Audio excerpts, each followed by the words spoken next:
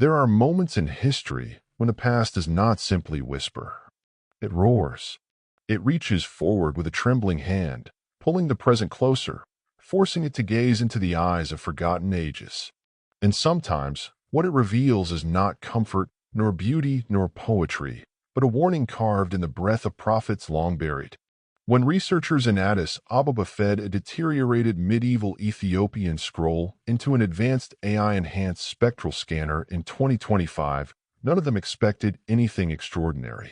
The parchment had been cataloged decades earlier in the Ethiopian Orthodox Patriarchate Library as another early Ge'ez devotional manuscript, fragile and routine, a piece of monastic heritage from the highlands.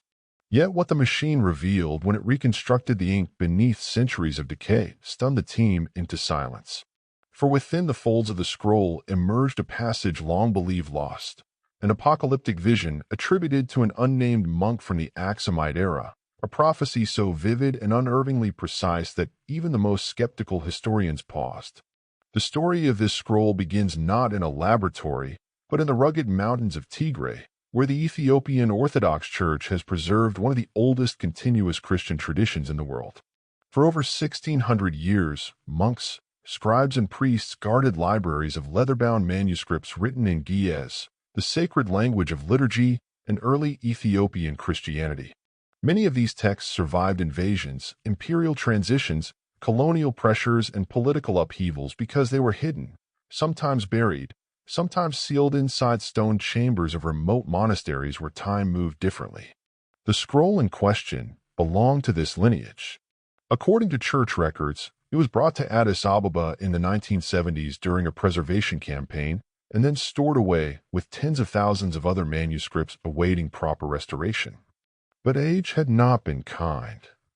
The ink had bled into the parchment. Several sections had rotted. In some places, the script appeared as nothing more than shadows. For decades, the scroll attracted almost no attention. Scholars believed its contents overlapped with common liturgical writings already known from the Synaxarium, the Kebra Nagast, and apocryphal revelations like the Apocalypse of Ezra. But modern AI scanning changed everything. Using hyperspectral imaging capable of reading ink layers invisible to the human eye, researchers reconstructed the original text line by line. The machine's algorithms, trained on thousands of Ge'ez manuscripts, filled gaps where vowels had disappeared or consonants had been scraped by time. When the final translation was assembled, it revealed a narrative unlike anything in the known Ethiopian canon. The text opens with a familiar prophetic tone, common in apocalyptic writings from late antiquity. A scribe speaks of entering a deep trance during the night prayers, lifted into a vision where angels showed him the fate of nations.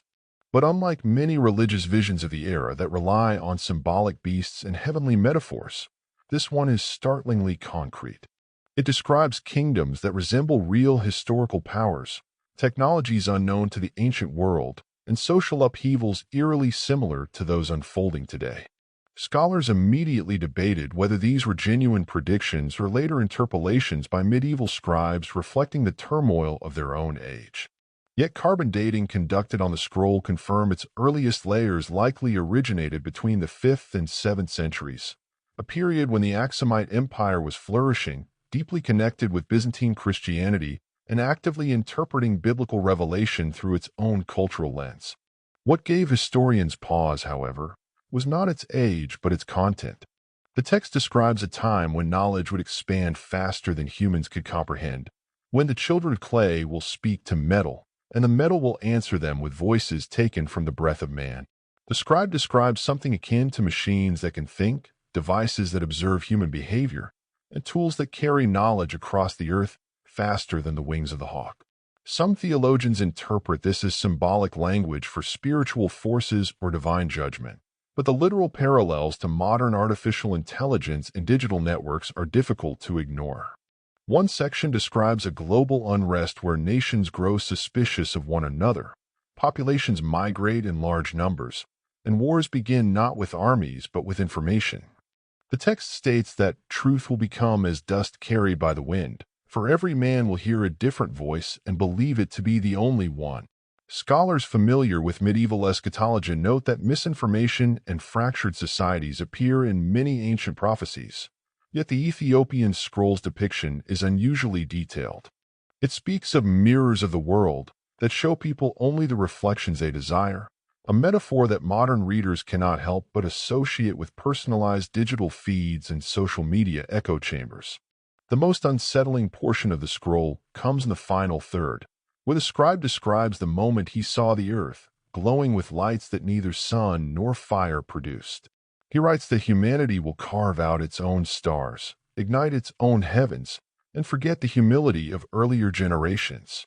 The language is poetic but clearly describes cities illuminated night and day, vast networks of electricity and artificial light. The prophecy then turns darker, warning of a time when the earth trembles not from the footsteps of armies, but from the groaning of its own foundations.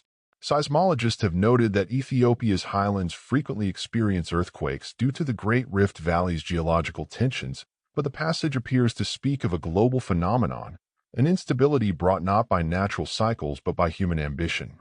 When news of the scam leaked, sensational headlines quickly spread across the internet.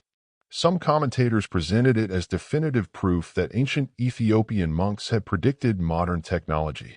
Others dismissed it as a misinterpretation or forgery. The Ethiopian Orthodox Church itself responded cautiously, acknowledging the scroll's authenticity, but warning against exaggerated claims. Church scholars emphasize that Ethiopian Christianity has a long tradition of apocalyptic storytelling rooted in biblical imagery, not literal prediction. Yet even they admitted that the vividness of the scroll is exceptional. Historians began comparing the text to known Ethiopian apocalyptic literature.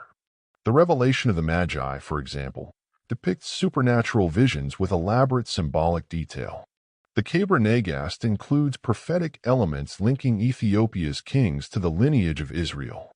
But neither contains the level of socio-technological description found in the newly decoded scroll. Some have drawn parallels with the Apocalypse of Peter, a text that circulated widely in the early centuries of Christianity, including in Ethiopia. Others see echoes of the Apocalypse of Pseudo-Methodius, a widely influential medieval text predicting the rise and fall of empires. Yet none of these works fully account for the specificity of the scroll's imagery. Another striking feature of the manuscript is its theological tone.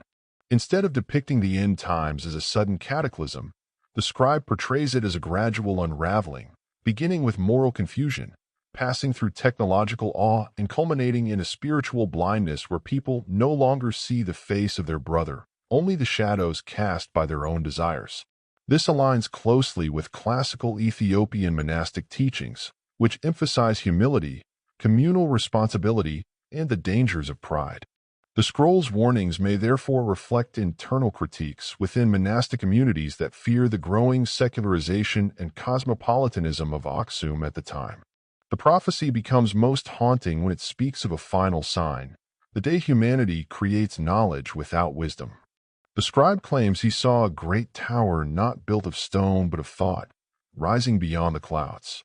Inside it were countless voices speaking at once, and the nations listened, believing they had discovered divine truth. Yet the vision turns tragic when he observes that the tower begins to judge the world, not by compassion or justice, but by cold logic. Many readers interpreted this passage as a metaphor for artificial intelligence, though others argue it refers to the arrogance of human reason during periods of intellectual upheaval. Another curious detail is the scribe's insistence that this tower of thought would emerge from the lands beyond the setting sun, a phrase Ethiopian texts commonly used to refer to distant western regions. This geographical hint fueled speculation that the prophecy somehow anticipated the technological rise of Europe and the Americas. Yet scholars caution that ancient writers often use broad and poetic terms to describe foreign lands, not literal cartographic predictions. Still, the scroll closes with a message that resonated deeply in the 21st century. After describing the world's descent into technological wonder and moral confusion, the scribe writes that hope will return when people rediscover the ancient paths, when they remember the humility of their ancestors and the sanctity of truth. He insists that the end times are not a fixed moment but a cycle, a warning that humanity can choose to heed or ignore. This cyclical view of history aligns with Ethiopian cosmology and medieval Christian thought, which often depicted time not as a straight line leading to destruction, but as a spiraling struggle between renewal and decay. In the weeks after the AI scan was revealed, theologians, historians, and technologists gathered for public forums to debate the meaning of the scroll. Some argue that the text simply demonstrates how ancient people used symbolic visions to understand periods of uncertainty. Others insisted that the uncanny accuracy of certain descriptions suggests a deeper intuition, perhaps even divine inspiration. Yet what most scholars agreed upon was this: the scroll speaks to universal human fears about progress, morality, and the fragility of civilization. Its haunting imagery resonates because it captures something timeless, the worry that humanity may one day outpace its own wisdom. In the end, whether the prophecy is divinely inspired, an extraordinary coincidence, or a poetic reflection of ancient anxieties, its discovery forces a profound question. What would an ancient monk, gazing across the centuries, see in our era? Would he see marvels he could never comprehend, or a generation repeating the same struggles that haunted the empires of old?